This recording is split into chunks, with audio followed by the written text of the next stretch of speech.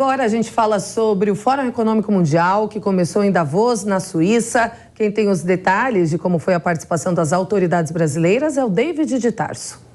Olá, mais uma vez, muito boa noite a todos que nos acompanham pela Jovem Pan.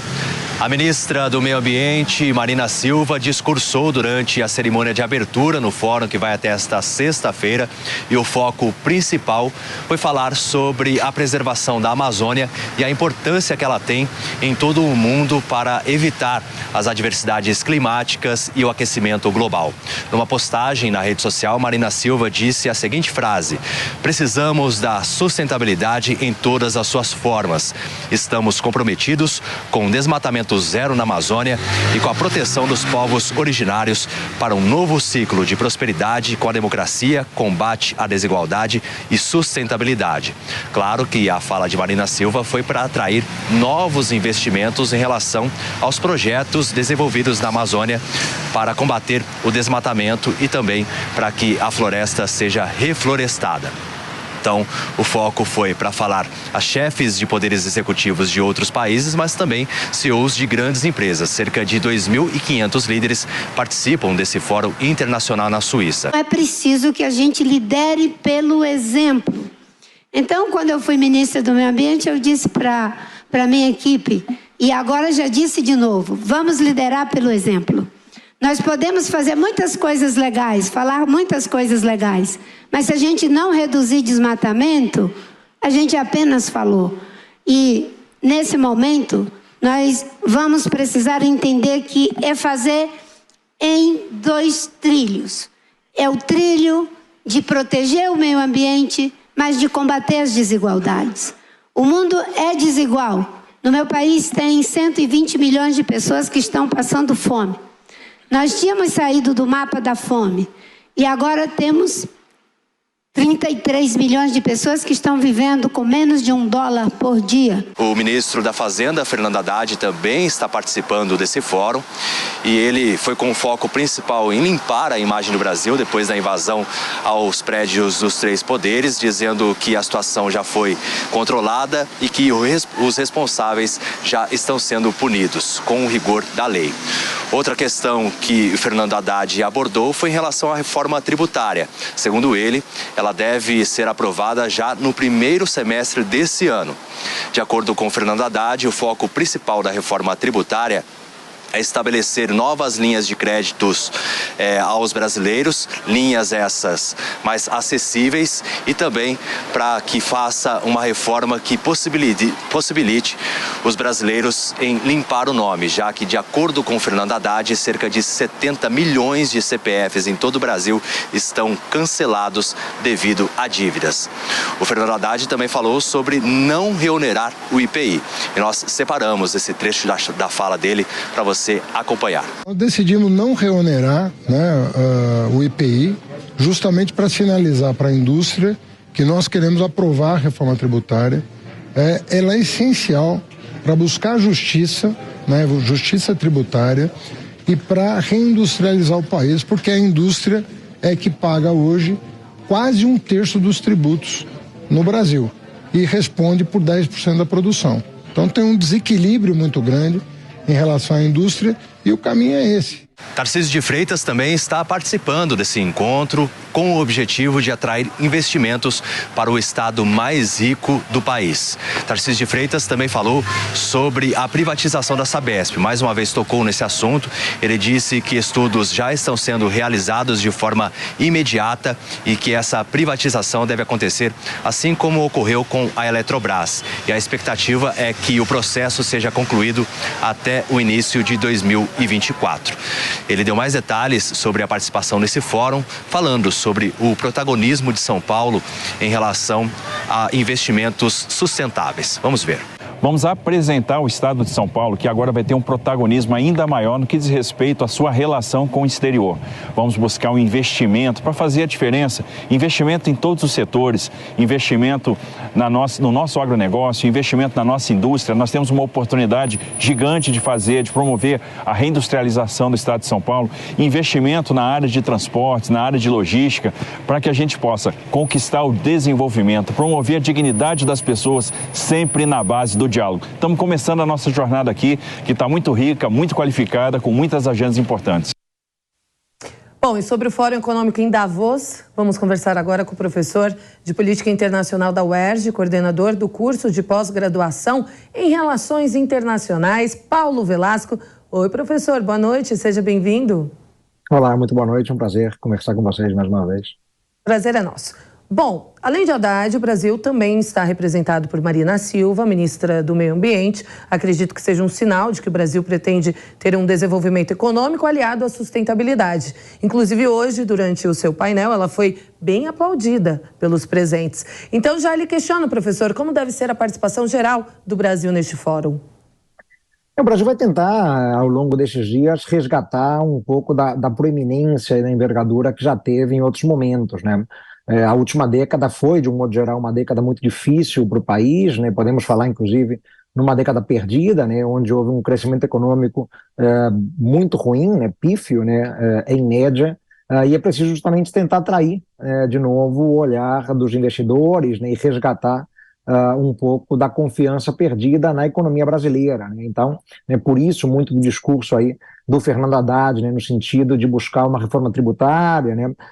Ele tem buscado também dar sinais, né, de que o governo Lula vai se comprometer, né, com o equilíbrio das contas, né, apesar, claro, né, de também buscar investir no combate à pobreza, né, que é uma questão muito urgente. E no caso da ministra Marina Silva, né, ela toca numa tecla, né, que também é fundamental para o país recuperar um pouco da sua legitimidade internacional, que é justamente a agenda ambiental, né? O Brasil vinha sendo muito cobrado nos últimos anos, né, por conta justamente de algumas posturas tidas como inapropriadas, né, tidas como contrárias, né, à lógica da sustentabilidade, da economia verde, né, e agora o sinal que o Brasil busca dar é, mais uma vez, né, um sinal de compromisso inequívoco, né, com a agenda ambiental, né, buscando não só o desenvolvimento sustentável, mas aliar, né, esses compromissos ambientais, né, com a questão da pobreza e do combate à desigualdade, né, que é tradicionalmente dos desafios do país, né? Então, são ponderações, né, e posições que não fogem àquilo que se esperava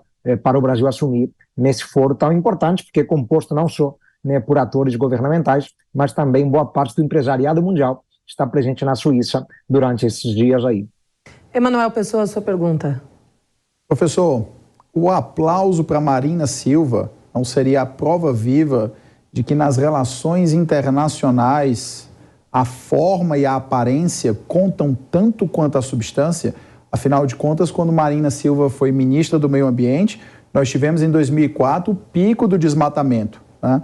A gente sabe que enquanto ela foi ministra, na verdade, ela não foi essa cocada toda que ela se apresenta. Contudo, o discurso dela é interessante, é um discurso cativante e, obviamente, eu torço para que ele tenha sucesso, porque como brasileiro, eu quero sim que venham mais investimentos.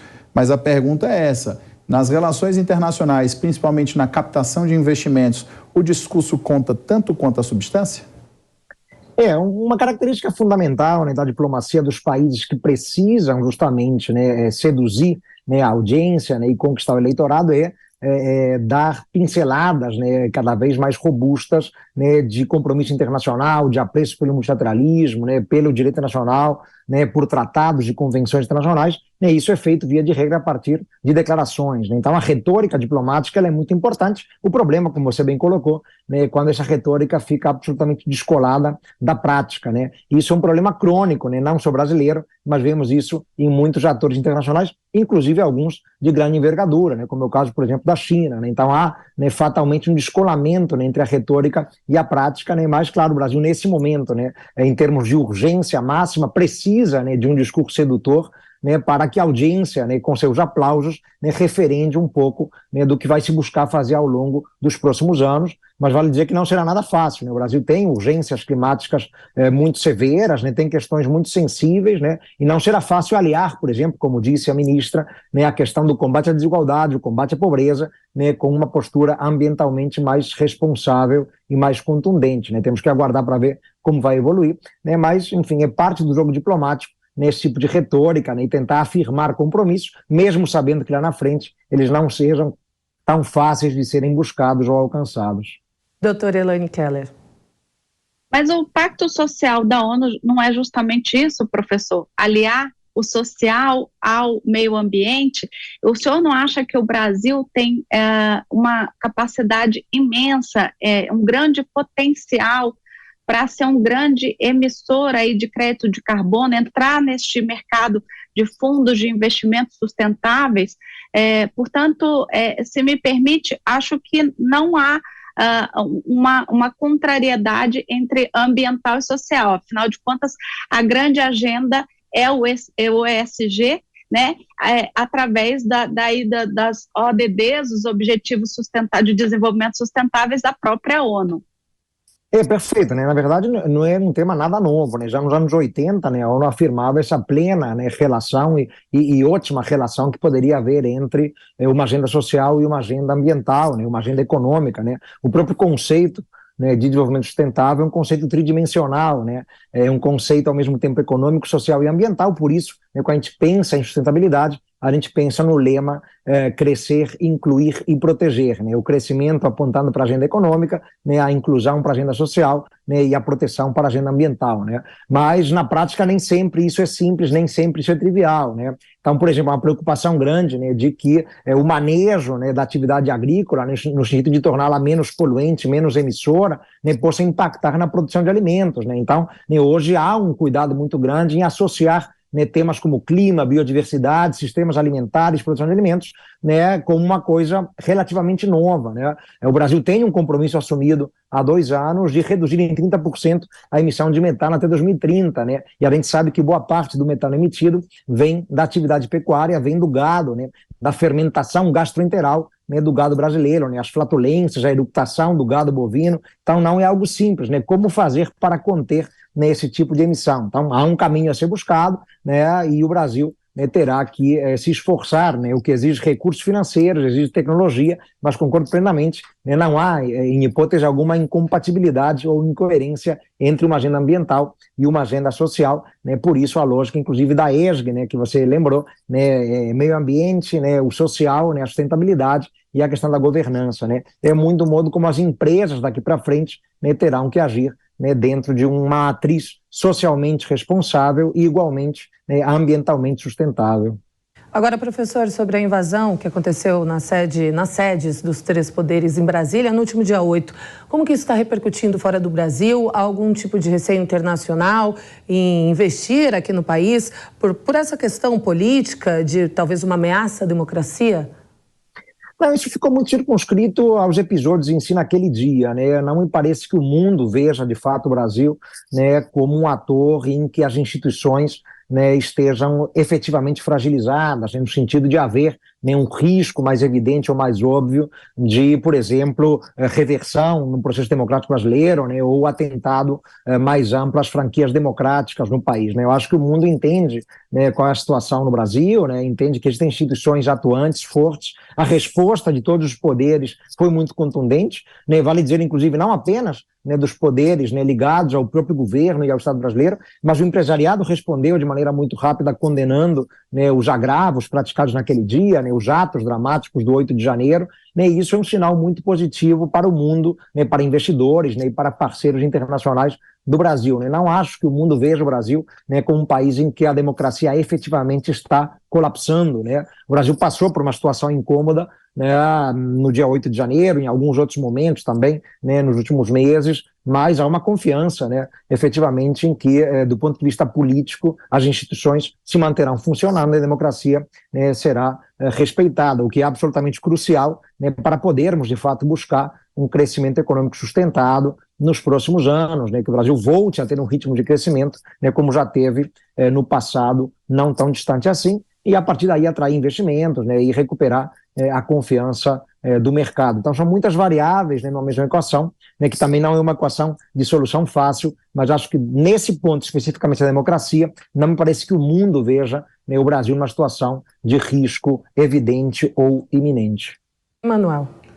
Professor, eu quero pegar o gancho que a doutora trouxe para fazer uma pergunta para o senhor. Vou até fazer um paralelo de algo que é um tema do momento, são as lojas americanas. As lojas americanas, elas são capazes de dizer toda a sua coleta de lixo seletiva, são capazes de dizer quantos funcionários com a orientação sexual A, B ou C eles têm, quantos funcionários da etnia A, B ou C eles têm, mas eram incapazes de classificar numa planilha do Excel adequadamente 20 bilhões de reais. Isso significa, professor, a meu ver, e a pergunta que eu faço ao senhor, se não seria muito mais importante para o Brasil demonstrar que, tanto do ponto de vista do Estado brasileiro quanto das empresas brasileiras, nós temos uma verdadeira boa governança, ou seja, uma capacidade de nós darmos segurança, transparência aos contratos, permitirmos às pessoas entenderem, os investidores, que aquilo que é combinado é cumprido, do que mostrarmos questões sociais e ambientais, porque, se eu não estou enganado, professor, hoje os europeus e os americanos não usam a questão ambiental como forma de colocar mais dinheiro no Brasil, mas como forma de barrar o nosso agronegócio. Então, a minha pergunta seria, para captarmos mais investimentos, não seria muito melhor o Brasil mostrar uma boa governança, reduzindo a sua instabilidade jurídica, a sua instabilidade política e a sua instabilidade física, que é a questão da segurança, que envolve até mesmo investidores estrangeiros que vêm ao Brasil e se deparam com uma situação de criminalidade rampante? Eu acho que, na verdade, o ideal seria conseguirmos arregimentar todos esses elementos, né, sem tratá-los de maneira excludente, né, ou sem entender que alguns têm que vir à custa dos outros, né. Então, evidentemente, né, que o dever de casa mais primordial do Brasil é transmitir confiança, né, do ponto de vista econômico, de responsabilidade, né, isso passa muito pelo que você colocou, a questão da segurança jurídica, da previsibilidade, da transparência, né, às vezes, né, há dificuldade em cumprir contratos que foram firmados, né? Isso naturalmente afugenta, né, investidores, né? Já há alguns anos, né, o Brasil vem tentando, né, transmitir um clima, né, de maior previsibilidade, né? Uma série de, por exemplo, de acordos de cooperação e fáceis de investimentos foram negociados mundo afora, né, com vários parceiros, né, desde vizinhos latino-americanos, países africanos, né, países como Emirados Árabes, Índia, né, são atores importantes na economia mundial. Enfim, o Brasil tem buscado, né, fechar uma série de entendimentos, né, que trazem essa ideia de redução do risco para o investidor externo, né, maior previsibilidade, né, mecanismos para solucionar rapidamente controvérsias ou prevenir controvérsias jurídicas, né, na questão dos investimentos. Tudo isso é fundamental, né, e o Brasil tem que buscar, de fato, cada vez mais se consolidar, né, nesse âmbito, né, uma economia que seja confiável, né, pressupõe-se que é uma economia transparente, onde os contratos, né, minimamente são respeitados, né, isso é o mínimo, né, mas em paralelo a isso é importante dar um recado a um mercado cada vez mais exigente também, né, em esferas como a questão social, né, e a questão ambiental, né. É bem verdade que muitas vezes há hipocrisia nessas arenas, né, então vemos por vezes, né, atores do norte global, né, países envolvidos, se valendo, né, de argumentação ambiental para, por exemplo, ampliar o protecionismo, né? Existe um acordo aí já fechado desde 2019, né, entre o Mercosul e a União Europeia, né, que não foi ainda sequer formalmente assinado, né, muito menos ratificado, né, muito por força do protecionismo agrícola dos franceses, né, que não querem, de fato, que a União Europeia abra sua economia para exportações dos países do Mercosul, né? E a justificativa que eles usam, né, a desculpa que eles usam para não, né, referendar, né, e formalizar esse acordo é a postura ambientalmente irresponsável do Brasil, né? Então há, claro, muito de hipocrisia, né, isso é próprio das relações de poder da política internacional, né, mas é fundamental, né, que o Brasil consiga, né, aliar, né, a confiabilidade da sua economia, né, a questão da segurança jurídica e transparência, e também indicativos, né, de que vai buscar combater pobreza, desigualdade, né, ninguém gosta de investir em países cronicamente desiguais, né, isso pode trazer problemas, né, e também a questão ambiental, né, uma questão, né, que se mostra efetivamente urgente, o Brasil é cada vez mais cobrado nesse sentido, então temos também que, de alguma maneira, esvaziar esses argumentos, né, do norte global, de que somos ambientalmente responsáveis, né, e isso nos causa prejuízo. Então, vamos tentar agir mais dentro dos padrões esperados, né, que inclusive, né, são obrigações que assumimos internacionalmente, né, e tudo isso aliado, né, certamente colocará o Brasil numa posição econômica internacional muito mais confortável do que aquela que tivemos na última década, né, que foi bastante dramática. Doutora Elaine. Eu só vou pegar o gancho para passar uma informação para o doutor Emanuel. O Morgan Stanley fez um relatório, fez um estudo onde eles levantaram que os fundos de investimentos sustentáveis renderam mais do que os fundos tradicionais no período da pandemia. Então, o que demonstra que investir no social e no meio ambiente faz todo sentido e retorna para a economia também. Mas a minha pergunta vai ser outra, professor. Eu queria só saber, em Davos é importante essa questão de encontros bilaterais. Que reunião é essencial para o Brasil? Com quem Haddad deve se reunir em Davos para abrir uma agenda de mercado internacional que nós precisamos reestruturar a partir de agora? Bom, isso não foi apresentado ainda, né? Mas se o Brasil seguir, né, a tradição do que já foi no passado, né, a política externa do governo Lula da Silva, né, a tendência é que o Brasil busque, de fato, encontros em várias frentes, né, não se concentrando apenas, né, em parceiros do norte global, né, como já aconteceu em alguns momentos, né, então, né, é importante dialogar com os países da União Europeia, é importante dialogar, né, com os Estados Unidos, tentar restabelecer, né, com eles, de fato, né, um diálogo, né, absolutamente importante, fundamental, né, uma relação de confiança mútua, recíproca, mas ao mesmo tempo, né, o Brasil deve buscar também, né, o diálogo com atores, né, que não são do norte global, né, atores do sul global, atores periféricos, que têm uma importância crescente para nós, né, e que estão ao nosso lado em muitas demandas, né, em favor de uma ordem internacional mais justa e menos assimétrica, né, parceiros do Brasil no espaço asiático, no espaço africano, né, podemos lembrar, por exemplo, né, que a Índia, no ano passado, né, foi o 5º maior parceiro comercial do Brasil, né, no que se mostra algo importante, né, a China é o maior parceiro comercial do Brasil, né, então temos entre os 5 maiores parceiros nesses 2 atores asiáticos, né, 2 mercados gigantescos. O Brasil tem que buscar, né, também nesse foro na Suíça um diálogo com ambos, né, para reforçar ainda mais, né, os interesses comuns, né, e uma agenda de objetivos que é muitas vezes compartilhada, mas não podemos negligenciar também, né, o diálogo com o empresariado, né? Eu acho que o Fórum Econômico Mundial de Davos, ele tem esse perfil, né? Ele é um fórum multi-stakeholder, né? Ou seja, além dos atores governamentais, além dos estados, né, temos a sociedade civil presente, temos o empresariado presente, né, e é para os empresários que o Brasil precisa transmitir, né, recados importantes em termos de confiabilidade, né, e acho que esses encontros, né, do nosso ministro da Fazenda, né, com CEOs, por exemplo, né, que muitas vezes são um termômetro fundamental, né, para sentir o Brasil, né, eles são importantes no sentido de recuperar a confiança no país, sobretudo, né, um novo governo que acaba de assumir, né, e que gera muitas dúvidas no mercado, né? Então, né, a tendência, né, se seguirmos o padrão que já vimos nos anos 2000, é que o Brasil jogue em várias frentes e não concentre suas fichas apenas em uma outra região